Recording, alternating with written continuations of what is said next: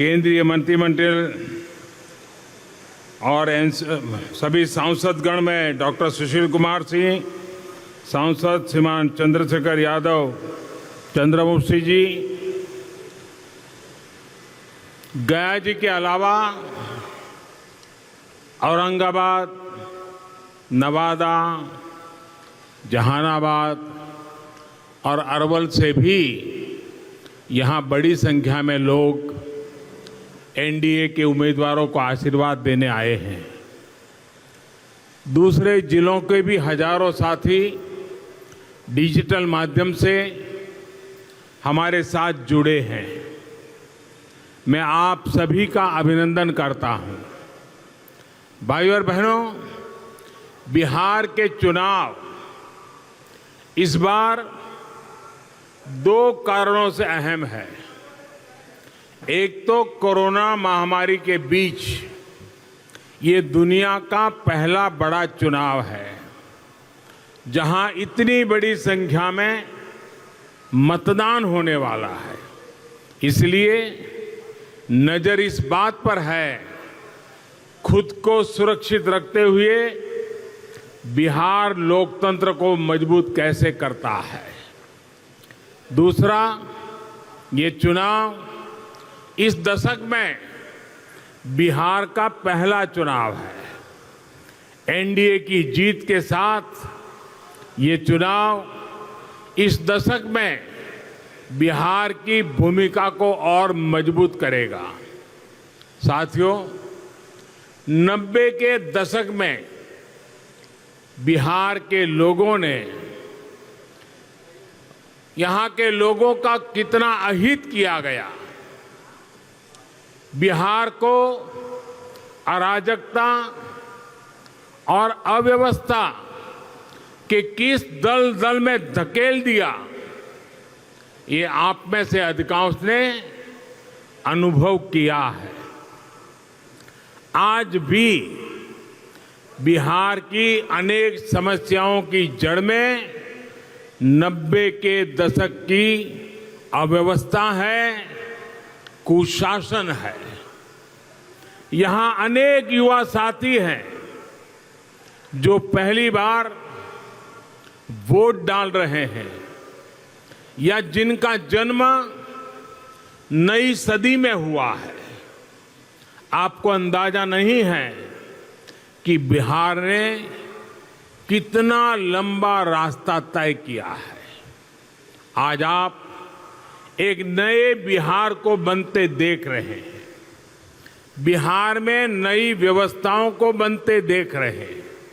लेकिन एक समय था जब बिहार में इसकी कल्पना भी नहीं की जा सकती थी। ये वो दौर था जब रेलवे स्टेशन पर रात में उतरने के बाद लोग सुबह होने तक अपने घर नहीं जाते थे। सारी सारी रात स्टेशन में ही बैठे रहते थे।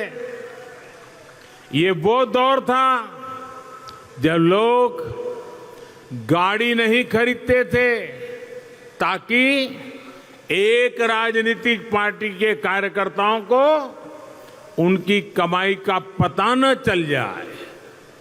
ये वो दौर था जब एक शहर से दूसरे शहर में जाते वक्त ये पक्का नहीं रहता था कि उसी शहर पहुंचेंगे या बीच में ही किडनैप हो जाएंगे।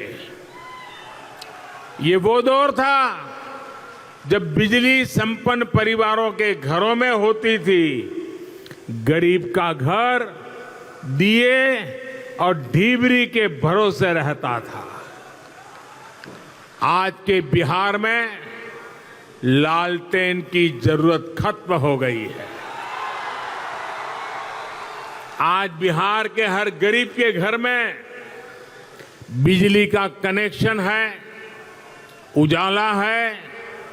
साथियों, एक वो दौर था जब बिहार के गांव में सड़कों से जाना एक सपना होता था।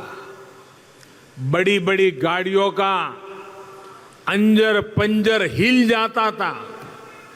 किसी गांव तक पहुंचने तक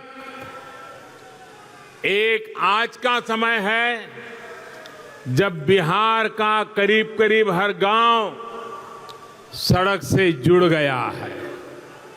पीएम सड़क योजना के तहत लगभग 22,000 करोड़ रुपए की सड़कें बिहार के गांवों में बनाई गई है। साथियों, आज बिहार के engineering college, medical college, IIT, IIM जैसे संस्थान खोले जा रहे हैं। यहां बोध गया जी में भी आईआईएम खुला है, जिस पर सैकड़ों करोड़ रुपए खर्च किए गए हैं। वरना बिहार ने वो समय भी देखा है जब यहां के बच्चे छोटे छोटे स्कूलों के लिए भी तरसते थे। साथियों, गया जी का ये पूरा क्षेत्र भारत के ज्ञान, आस्था और अध्यात्म का केंद्र रहा है। एक कितनी बड़ी विडंबना है कि जहां भगवान बुद्ध को ज्ञान प्राप्त हुआ, उस धरती को नक्सली हिंसा और जघन्य हत्याकांडों में झोंक दिया गया। बीते वर्षों में बिहार के इस हिस्से को नक्सलियों के आतंक से मुक्ति दिलाने के लिए कड़े कदम उठाए गए हैं। अब नक्सलवाद को देश के एक छोटे से हिस्से में समेट दिया गया है। हिंसा और अराजकता से बाहर निकालकर इस पूरे क्षेत्र को विकास की पटरी पर लाने के लिए बीते सालों में बहुत मेहनत की गई है। नवादा और औरंगाबाद सहित बिहार को वो जिले जो विकास की दौड़ में बहुत ज्यादा पीछे छूट गए, उनको आकांक्षी जिलों के तौर पर चुना गया है। इन जिलों में अब शिक्षा, स्वास्थ्य, पोषण, इंफ्रास्ट्रक्चर ऐसे तमाम पहलुओं को प्राथमिकता दी जा रही है।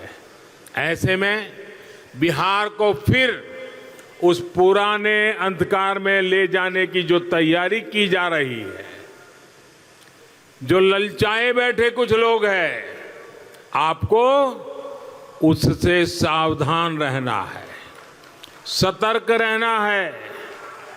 भाइयों और बहनों, एनडीए के विरोध में इन लोगों ने मिलकर जो पिटारा बनाया है, जिसे ये लोग महागठबंधन कहते हैं, उसकी रग रग से बिहार का एक एक नागरिक वाकिफ है।